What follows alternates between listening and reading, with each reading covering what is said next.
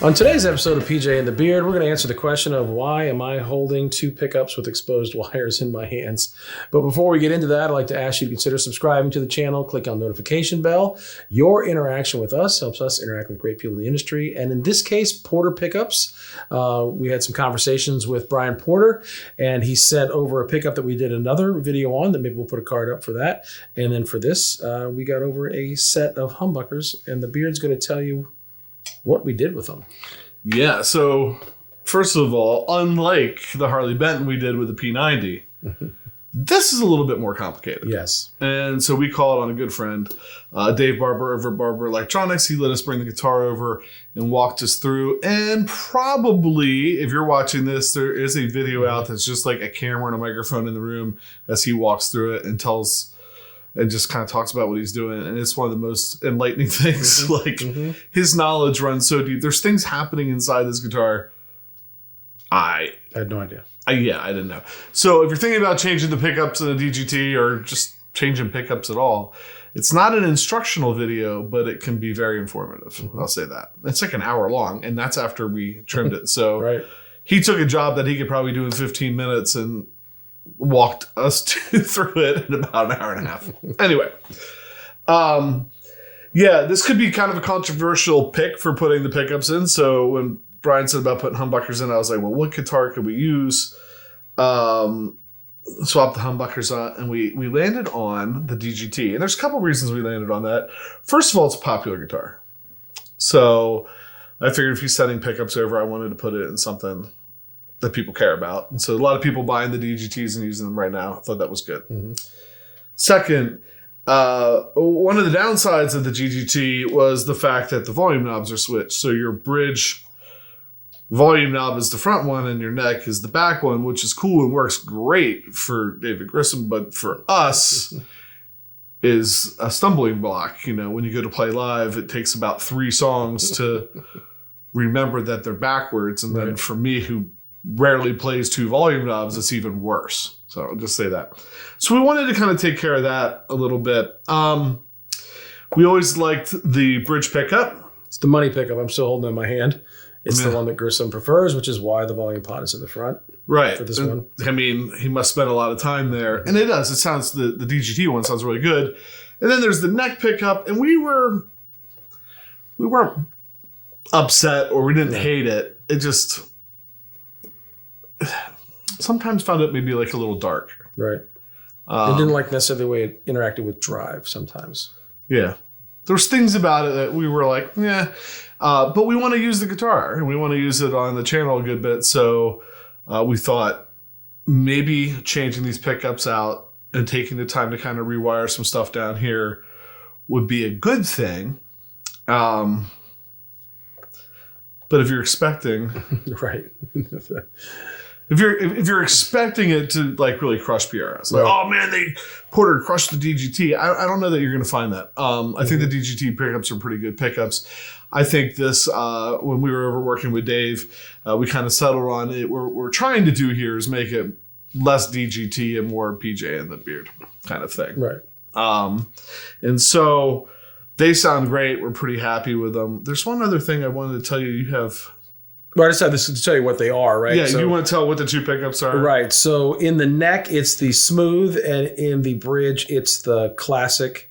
A lot of the specs will be on the install video as far as like the output of those pickups, but they're somewhat lower output pickups. More, well, of course, classic and smooth kind of tells you a little bit about what they're all about. Yeah. So what we did in this video is we both shot kind of a clean tone with it, and then Pat did 2 overdrives and I did 2 overdrives and we did 2 jams. And the drives and the clean tones, we kind of bounce it back and forth. We just played real short clips on all pickup settings. Started the neck, both, bridge, split it, and went back up. So you can hear everything back to back. It's almost annoying probably. But you can really hear the difference in the pickups, I think. Right. Yeah, there's always the room. There's always the recording. Right. Should we give some stipulations here? There is the room. Yes. There is the compression when it goes up to YouTube. Sometimes I think takes away some of the nuances that you might hear. The DGT neck pickup, when we took it to Mr. Barber's house, first thing he did was lower it a little bit when he was testing out. He thought it was too high, and that might have been some of the darkness that we didn't like about it. And this neck pickup in here right now, I remember David lowered it a little bit more. Right. We noticed on the sound clips that the volume output of that one seems a little bit lower than the volume output of the other one. So pickup heights might be different. Put new strings on it. The other strings weren't old, but maybe they were. These are newer. These are newer. Was there any other? I think it was it. We talked about string height, pickup height, or new strings. And there's some changes in here. And if you wonder what those are, you got to go watch what Dave did. Because it's not just take out, unsolder 2 joints, put the new pickup in, and solder them back in. There's more going on than that. So, clean tone. So in every clip you hear tonight, if you hear delay, and you will, it is the DLS Echo Tour. It is pretty much our always on product, and it goes through the ever-present Tyler JT22. So everything you hear until we get to the jams will be through those. So that first clip, I just used that. And as Jason said, the first clip is the original pickup. The back-to-back clip is the Porter. And here's what it did.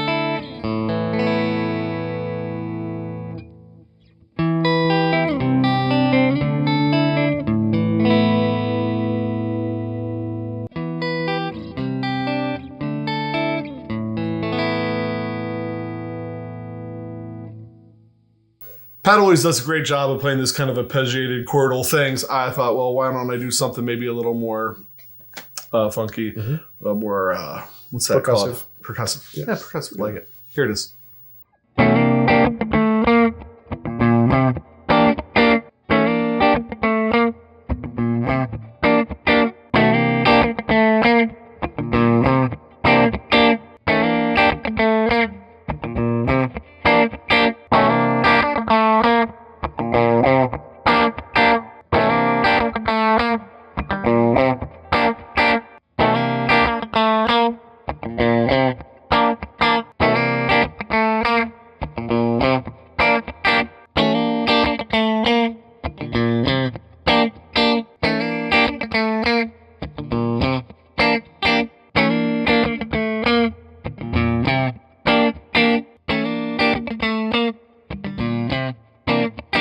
All right, so moving on to the drive clips. I picked the Timmy 15th anniversary pedal because if you're trying to hear how pickups sound, don't you want a transparent overdrive?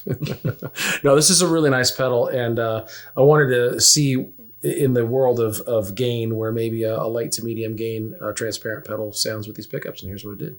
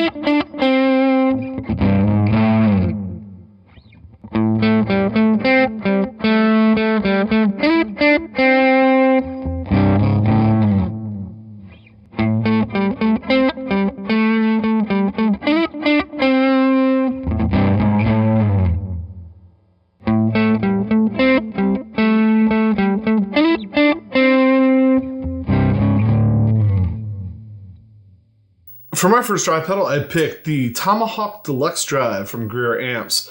Kind of, I believe, tweed style pedal. A lot of times on the tweed style pedals, I'm pushing the drive way hard on them to get that where it sounds like your amp's about to die thing. But this time, pulled the drive back a little bit and just took that for a spin. It sounded a little bit like this.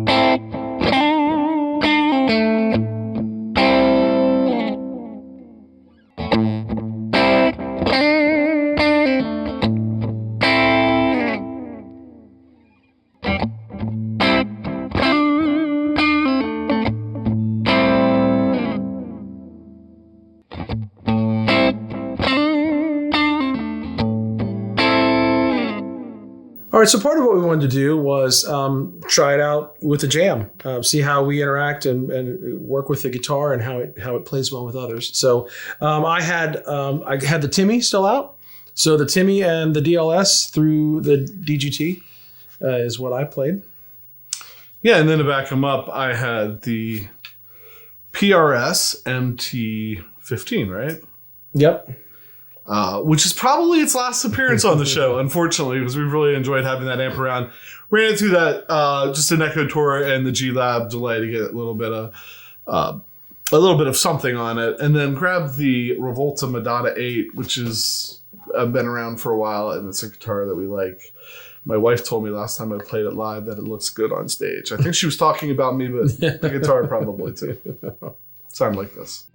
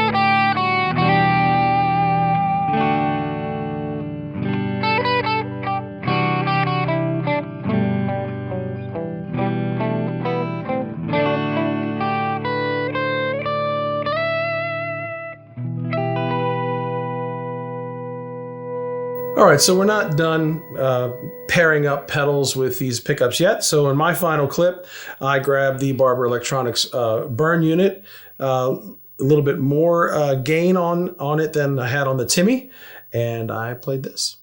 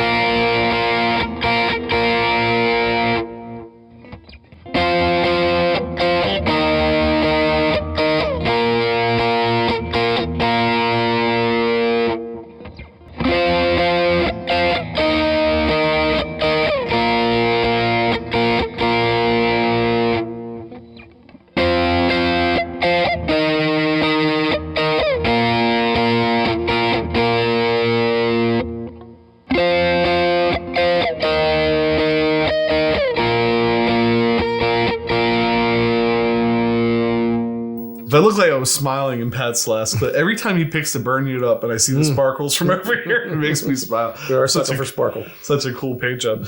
Barber Electronics. So Dave helped us change the pickups. That is not why, because when we actually recorded the first clips, we didn't know Dave was going to help us. Right.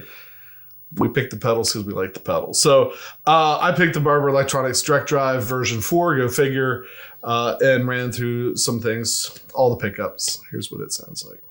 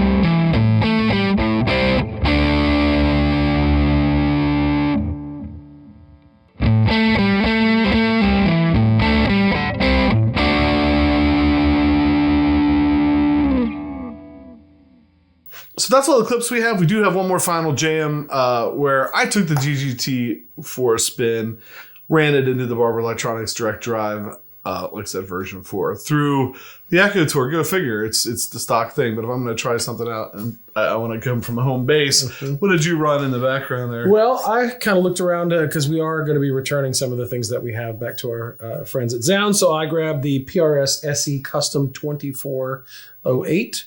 To play it maybe one last time before it goes back, and I played it through the Tremonti MT15 with the travel board that I showed you earlier that has delay and reverb on it because the MT15 does not have reverb.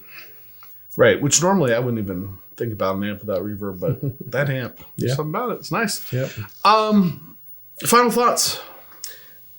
I didn't know exactly what to expect, right? And I'm not a tinkerer and we're not modders, right? So this whole thing kind of made me a little bit nervous. And we did set it up in the beginning. You've got a signature guitar, and then you're going to take away some of the things that made it a signature guitar. What are you doing?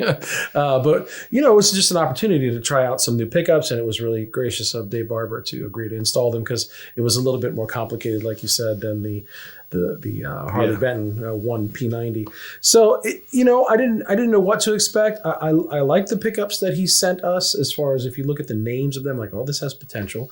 Again, we talked in the beginning that in the room, I think we hear a little bit differently than we do when we go listen to it on the monitors on the computer or back on your phone when the video is done.